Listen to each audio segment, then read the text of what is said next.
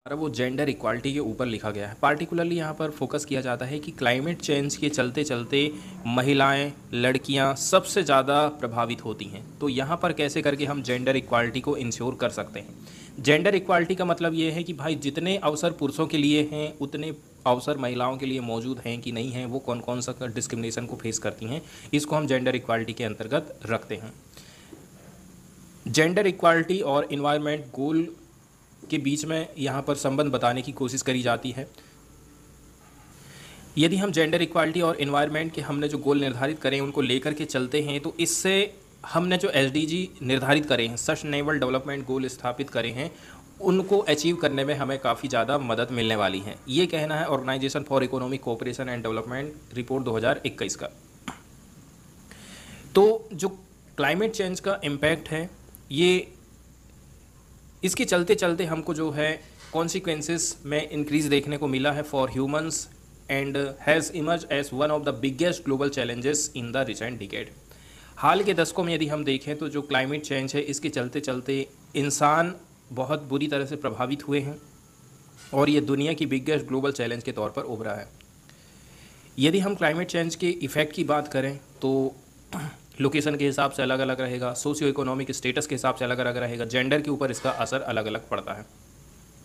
एक international labour organisation की study है जो कि 2019 में पब्लिश की गई थी, इसमें भी कुछ कुछ बातें बताई गई हैं। इसमें कहा गया है कि 2030 तक 2.2% of total working hour world wide will be lost to high temperature. Temperature high होने के चलते चलते लोग क्या है उतना ज़्यादा काम नहीं कर पाएंगे जितना आज के समय में कर पा रहे हैं, और 2030 तक 2.2% टोटल वर्किंग हावर का नुकसान यहाँ पर हमको होने वाला है।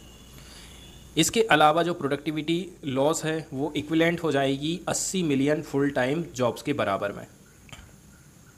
अब किसी की भी प्रोडक्टिविटी रहती है कि भाई मेरी इतनी कैपेसिटी है, मैं इतना काम कर सकता हूँ, तो जो प्रोडक्टिविटी का लॉस है वो 80 मिलियन फुल टाइम जॉब के बराबर में हो जाएगा, ऐसा कहना है इंटरनेशनल लेबर ऑर्गेनाइजेशन 2019 की रिपोर्ट का।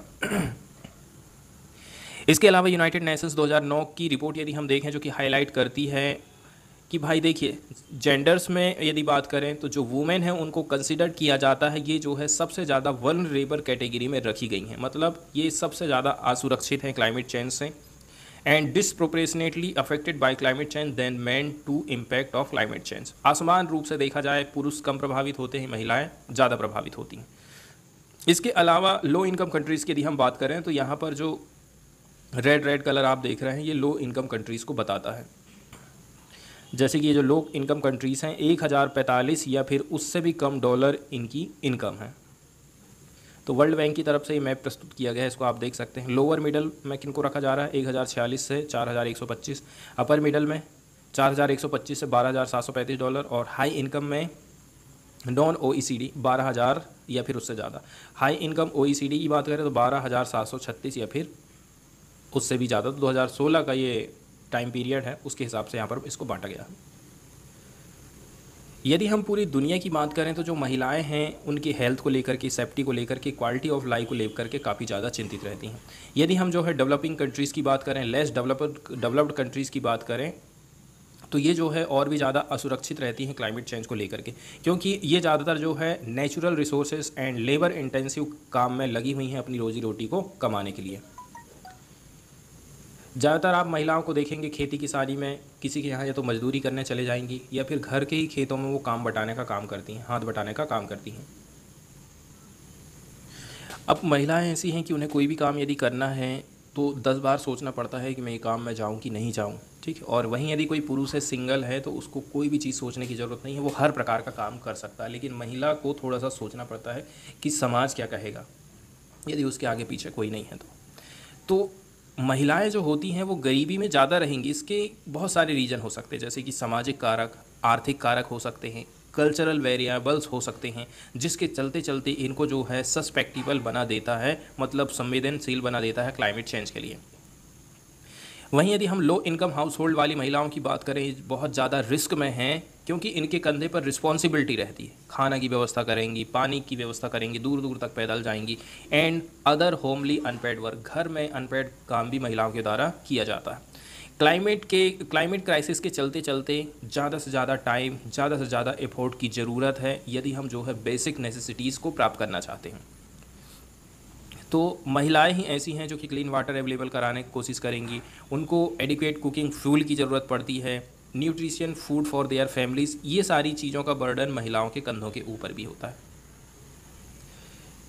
महिलाओं को खतरा रहता है हेल्थ को लेकर के, सेफ्टी को लेकर के, क्योंकि वो काफ़ी लंबी डिस्टेंस तय करती हैं प्रत्येक दिन पानी एंड फ्यूल को कलेक्ट करने के लिए। जैसे कि ये जो पिक्चर है यहाँ पर आप देख सकते हैं, महिलाएं दूर दूर वाले एरिया तक पानी भरने के लिए जाती हैं क्योंकि साफ पानी अवेलेबल नहीं रह पाता है। लकड़ियाँ इकट्ठे करने के लिए दूर दूर तक उनको पैदल जाना पड़ता है, कंडे इकट्ठे करने के लिए दूर दूर तक जाना पड़ता है। इस प्रकार से यदि देखा जाए तो आखिर क्यों क्लाइमेट चेंज का असर जो है महिलाओं के ऊपर ज़्यादा है पुरुषों की अपेक्षा में। यदि हम लो इनकम कंट्रीज़ की महिलाओं की बात करें, प्रीडोमिनेंटली हम साउथ एशिया एंड सब सहारन अफ्रीका की बात कर रहे हैं, ये क्लाइमेट वनरेबल ऑक्यूपेशन में लगे हुए हैं, जैसे कि फार्मिंग। अब फार्मिंग के बारे में तो आप अच्छी तरह से जानते ही हैं। हो सकता है इस बार कम बारिश हो जाए, बहुत ज़्यादा तेज़ बारिश हो जाए, सूखा पड़ जाए, खड़ी फसल गिर जाए। ऐसे कामों में यदि ये लगी हुई हैं तो ये क्लाइमेट चेंज से डायरेक्टली प्रभावित होती हैं। इंटरनेशनल लेबर ऑर्गेनाइजेशन की यदि हम बात करें तो 60% से भी ज़्यादा जो वर्किंग वूमेन है साउदर्न एशिया में, सब सहारन अफ्रीका में, वो अभी भी एग्रीकल्चर वाले काम में लगी हुई हैं, या तो फिर ऐसे काम करती हैं जहाँ पर उनको पैसा नहीं मिलता है और ओवरवर्क इनको करना पड़ता है। अब ये फूड प्रोडक्शन सिस्टम का बैकबोन है, इसके बावजूद भी आप देखेंगे 10%, about 10% of the land used for farming. महिलाएं केवल 10% ही ऐसी हैं जिनका ज़मीन के ऊपर हक है या फिर ज़मीन इनके नाम की है। एक MC एलिस्टर 2023 की स्टडी आई है, इसमें बताया जाता है, यहाँ पर हाईलाइट किया जाता है कि कैसे करके 1.2 बिलियन जो क्लाइमेट रिफ्यूजी हैं वो 2050 तक पहुँच जाएंगे। मतलब 2050 तक 1.2 बिलियन क्लाइमेट रिफ्यूजी हमको मिलेंगे। अब क्लाइमेट रिफ्यूजी हम इनको इसलिए बोल रहे हैं क्योंकि ये लोग जो है एक जगह से दूसरी जगह जा रहे हैं क्लाइमेट चेंज के चलते चलते। क्लाइमेट चेंज का असर इतना ज़्यादा है, जैसे कि सूखा पड़ रहा है, बार बार कहीं पर लैंडस्लाइड हो जा रहा है, बार बार कहीं पर बाढ़ आ जा रही है, तो मजबूरी में ये लोग क्या काम करते हैं, एक जगह छोड़ करके दूसरी जगह इनको जाना पड़ता है। तो 1.2 बिलियन जो रिफ्यूजी है 2050 तक क्लाइमेट चेंज से नए पैदा हो जाएंगे। जेंडर स्पेसिफिक इशू की बात करें, ऐसे जो कि डिस्प्लेस्ड किए गए हैं क्लाइमेट रिलेटेड डिजास्टर से, यूनाइटेड नेशन की एक स्टडी कहती है कि ज़्यादातर मतलब 80% of those displaced by the climate related disaster are women and girl. 100 लोग डिजास्टर से प्रभावित हुए हैं तो उसमें 80 जो है महिलाएं हैं, गर्ल्स हैं, जो कि क्लाइमेट रिलेटेड डिजास्टर को फेस कर रहे हैं और एक जगह से दूसरी जगह उनको जाना पड़ रहा है। ऐसी महिलाएं जो कि वल्नरेबल कम्युनिटीज़ से आती हैं, मतलब गरीब कम्युनिटी से हैं, गरीब समुदाय से हैं, वो फेस करती हैं particular difficulties during and after natural disaster. Prejudice and exploitation भी महिलाओं का बहुत ज़्यादा होता है। Women are uprooted, they are most susceptible to prejudice and exploitation. तो प्रीजुडाइस हमारे मन में एक चीज़ बैठ जाता है कि महिलाओं को तो हमेशा यही काम करना चाहिए। इसके अलावा उनका सेक्सुअल हरासमेंट, सेक्सुअल एक्सप्लॉयटेशन भी बहुत ज़्यादा होता है। एग्जाम्पल के तौर पर जब अर्थक्वेक आया था 2015 में नेपाल में, तो यूनाइटेड नेशन पॉपुलेशन फंड ने बताया था कि ये जो महिलाएं हैं वो मोस्ट एक्सपोर्ट वाली कंडीशन में थी ट्रैफिकिंग एंड एक्सप्लॉयटेशन को लेकर के।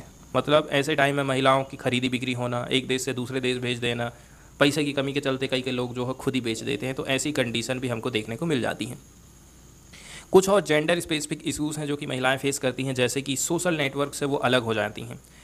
जेंडर बेस्ड वायलेंस इनमें बहुत ज़्यादा रहता है। इसके साथ साथ में एम्प्लॉयमेंट की कमी है, एजुकेशन की कमी है, एसेंशियल हेल्थ सर्विस की कमी है। इसके अलावा जो sexual and reproductive health care है इनको नहीं मिल पाती है, साइकोलॉजिकल सपोर्ट नहीं मिल पाता है। ये कुछ जेंडर स्पेसिफिक इशूज़ माने जाते हैं महिलाओं के लिए। इसके अलावा महिलाएं जो है ज़्यादातर एग्रीकल्चर के काम में लगी हुई हैं इमर्जिंग कंट्रीज़ में। अब क्लाइमेट का जो असर है एग्रीकल्चर की प्रोडक्टिविटी के ऊपर आज के समय में निगेटिव इफेक्ट डालने लगा है। एंड इसके अलावा हीट स्ट्रेस की बात करें तो हीट स्ट्रेस के चलते चलते वर्कर लोग अच्छी तरह से काम नहीं कर पाते हैं, बीमार पड़ जाते हैं। ये सारी चीज़ें भी क्लाइमेट चेंज के चलते चलते हो रही हैं। स्पेशली यहाँ जो बात करी जाती है साउथ एशिया और अफ्रीका के बारे में ही बताया जा रहा है हीट स्ट्रेस को लेकर के। हमारे देश में या फिर पूरे वर्ल्ड लेवल पर देखें तो प्रेसिपिटेशन का जो पैटर्न है वो चेंज होते जाता है। मतलब बारिश का जो पैटर्न है उसमें आज के समय में बहुत ज़्यादा बदलाव आ रहा है। या तो पानी बहुत कम गिरता है, और गिरता है तो फिर बादल फट जाएगा, बाढ़ आ जाएगी, लैंडस्लाइड हो जाएगा, ऐसी घटनाएं हम देखते हैं। इनका जो असर है क्रॉप प्रोडक्शन में एंड फूड सिक्योरिटी में वो गिरते ही जा रहा है, क्योंकि ये जो है ऑलरेडी से सिग्निफिकेंट चैलेंजेस को फेस करते हैं। इनके पास रिसोर्सेज की कमी रहती है, एक्सपर्टाइज नहीं रहती, टेक्नोलॉजी का इस्तेमाल ये लोग नहीं करते हैं।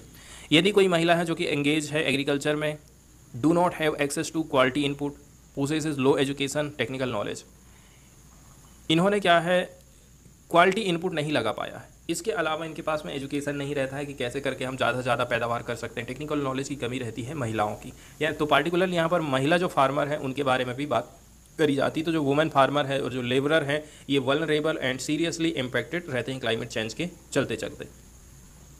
क्या क्या चीज़ हमें करने की ज़रूरत है? तो सबसे पहले हमें जो है महिलाओं को एजुकेट करना पड़ेगा, उनको ट्रेनिंग प्रोवाइड करना पड़ेगा। Poverty and socio economic vulnerabilities among women की बात करें तो क्लाइमेट चेंज का जो असर है सामाजिक तौर पर देखा जाए तो बहुत ज़्यादा पड़ता है और गरीबी में और भी ज़्यादा गरीबी बढ़ते जाती है। महिलाओं की इनइक्वालिटी की बात करें, क्लाइमेट चेंज को हम जो है महिलाओं की इनइक्वालिटी से भी रिलेट करके देख सकते हैं।